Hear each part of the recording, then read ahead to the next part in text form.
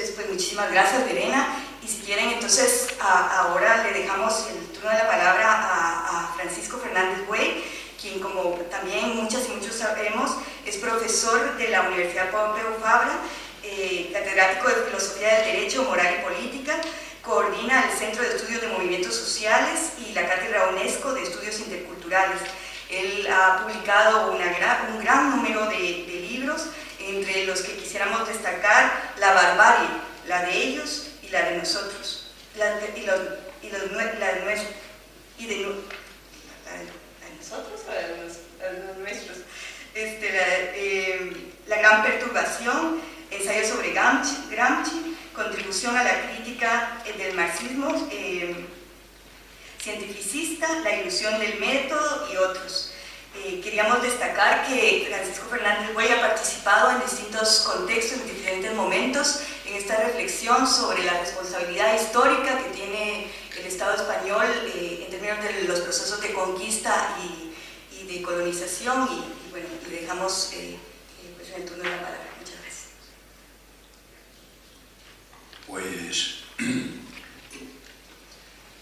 Pues muchas gracias a los organizadores, buenas noches,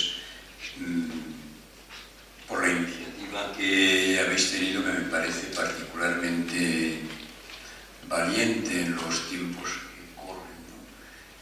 Valiente y además difícil, porque tratar de reflexionar al mismo tiempo sobre el pasado y el presente, cuando ese pasado empieza hace más de 500 años, pues es todo un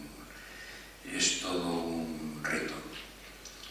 Bueno, yo acabo de regresar de Ciudad de México hace un par de días, así que tengo todavía la cabeza como puesta en la parte de allá, del otro lado del charco.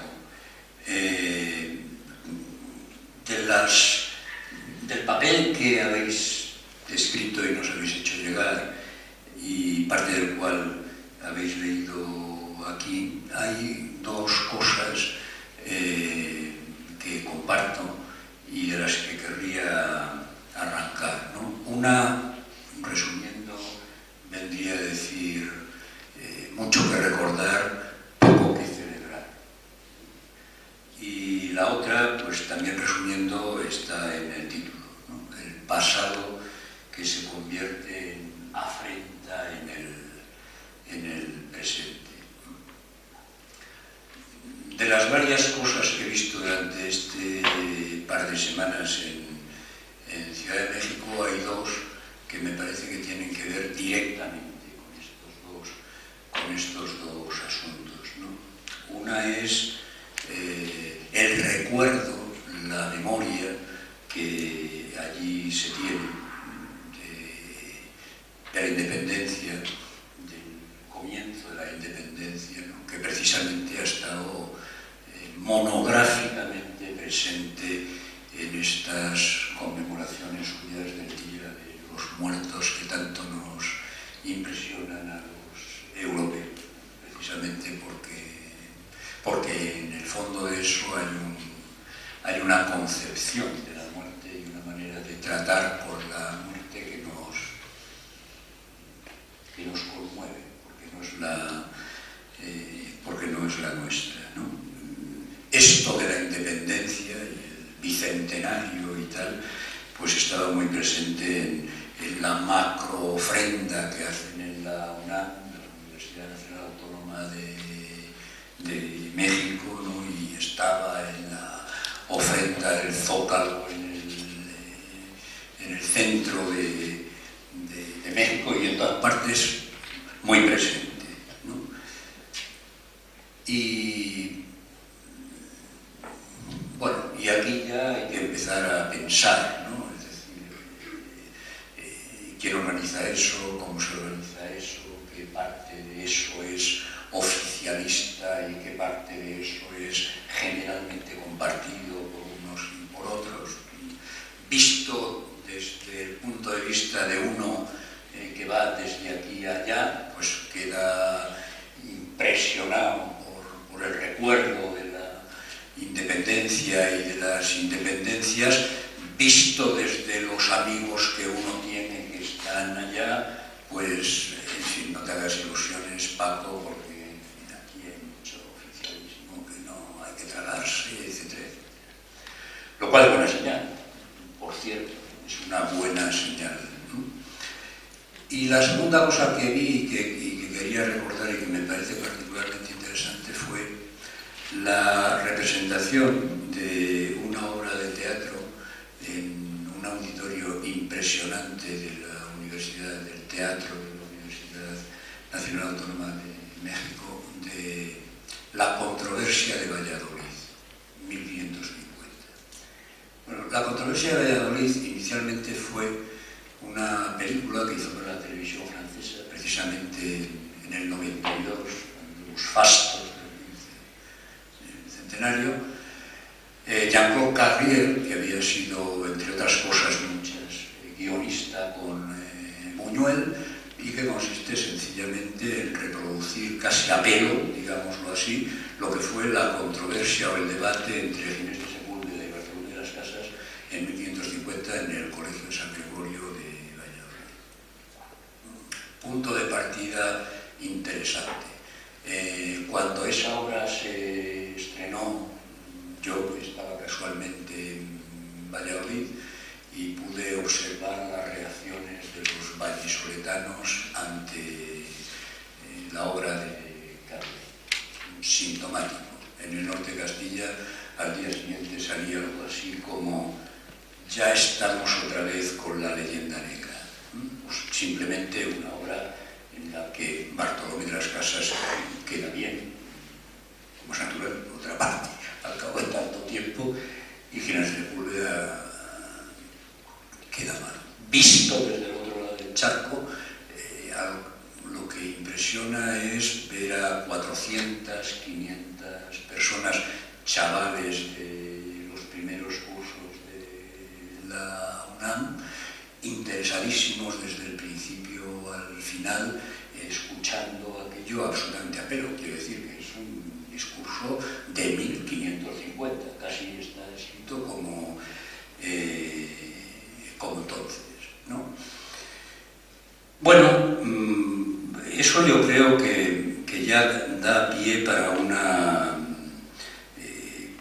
primera reflexión, ¿no? En el papel os preguntáis eso de si tienen los pueblos derecho a aspirar a una memoria cada vez más íntegra, honesta y responsable, y os preguntáis también si no es la memoria parte constitutiva de la dignidad de los individuos y de las sociedades. Obviamente, pues a eso hay que contestar, por supuesto, que sí, ¿no?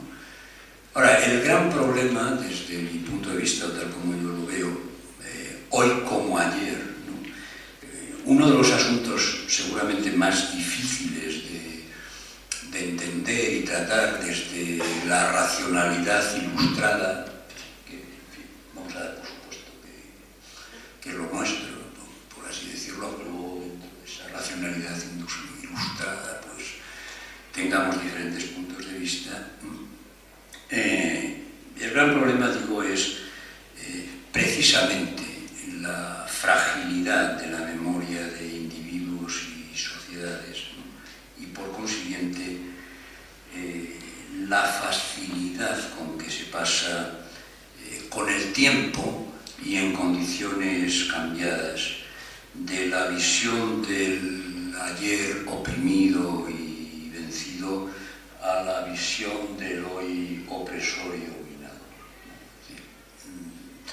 Visto globalmente lo ocurrido, pues es muy fácil que cada cual esté donde tiene que estar, o donde se supone que tiene que estar, o donde el tópico dice que hay que estar. Si uno es vallisoletano, pues parece que es un descendiente de los que tocaron, fueron allí a joder y iniciaron el genocidio y se sienten tocados ante una cosa.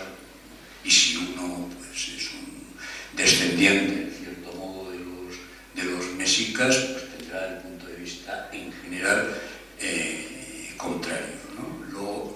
Lo más gordo del asunto es precisamente esto otro, ¿no? Cómo con el tiempo y con el cambio de las condiciones pues se puede pasar de la visión del ayer oprimido y vencido a la visión del hoy opresor y dominador. Bueno, el caso más trágico de esto en el mundo actual, pues obviamente es conocido lo que está ocurriendo en Palestina. Hostia, ¿cómo puede ser? ¿No? Esta es una de las preguntas. Pero aunque sea en otra dimensión, a mí me parece que eso mismo se ve muy bien, ¿no? En el cambio de comportamiento de los pueblos y sociedades que, por ejemplo, ayer fueron mayormente emigrantes y hoy son mayormente receptores de emigrantes, que es una de las cosas que nos está ocurriendo aquí en los últimos tiempos, ¿no? Y en la reflexión sobre eso, es decir, en el paso de la historia al presente, a mí me parece que es muy importante contribuir a hacer frente a la barbarie que representa el neofascismo, ¿no? Tratando de explicar de manera alternativa pues, qué podría ser hoy una conciencia de especie ante el encuentro, el choque o el encontronazo entre culturas, ¿no? Y obviamente pues para eso tiene que engarzar con la autocrítica del etnocentrismo europeo, ¿no? Y la consideración del racismo cultural, del racismo culturalista y diferencialista, que es el que está dominando en los tiempos en que vivimos, denunciarlo como ideología funcional del capitalismo tardío, que me parece que es lo que es y lo que se está imponiendo en los últimos tiempos, para lo cual pues es muy importante, creo yo, recuperar la visión de los vencidos. Si volvemos a la reflexión sobre lo que ocurrió desde 1492 en adelante, que efectivamente no hay nada que celebrar, ¿no? Por supuesto, no hay nada que celebrar allá, no hay nada que celebrar, como decían los de Vilafranca, tampoco acá, ¿no? Yo diría que hay una cosa que, en cierto modo, y a pesar de las diferencias, de los cambios que se han producido y tal, nos aproxima, si no a todos, por lo menos a las gentes o a las personas que son sensibles o que intentan ser sensibles allá o acá, ¿no? Que es esto que León Portilla llamaba nepantlismo, que a mí me parece una expresión muy clave, ¿no? Por nepantlismo se entiende en náhuatl el estar indefinidos, el estar en medio, el estar neutros, o sea, el no saber a qué carta quedarse cuando uno ha sido culturalmente inválido, le han impedido, vamos a decirlo así, seguir creyendo en sus dioses, en mantener la propia cultura, y por otra parte no puede aceptar la imposición, ¿no? O los intentos de imposición de la otra cultura, ¿no? Y justamente la reflexión sobre lo ocurrido al cabo del tiempo y de la historia me parece que es un motivo, una razón para que también nos sentamos nepantla en este otro lado del charco, ¿no? Muchos europeos, ¿no? Cuyos antepasados pues mostraban sin reticencia su prepotencia hace 5 siglos.